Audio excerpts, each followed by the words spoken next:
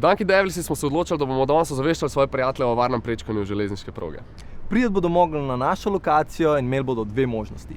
Ali pridejo čez urejen prehod, ali pa čez nezavarovan prehod. No in tam jih bo čakala hupa od tovorne lokomotive.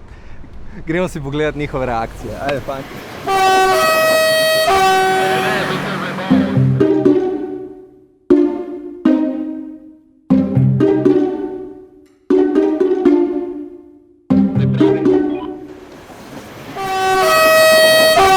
Mislim, da bi lahko bil vlak tole. Ja ne, ga ena želva tam ne se.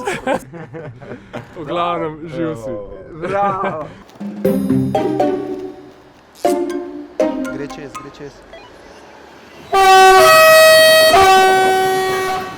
In si se kaj ustrašila? Mogoče nisem pokazala, ampak sem se, priznam. Potem počakam, bro. Okej, ajde. Pripravi.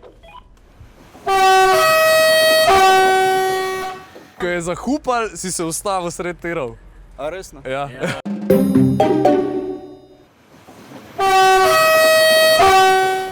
A si se kaj ustrašil? Pogledal sem levo pa desno, pa ni bilo nič, pa sam trobla. Ena je čisto strašna, ena pa čisto malo.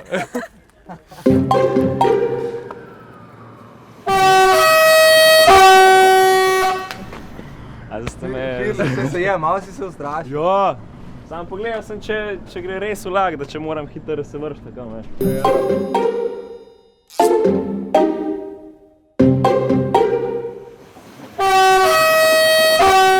Ne bom hodil čez tirnice, a ne?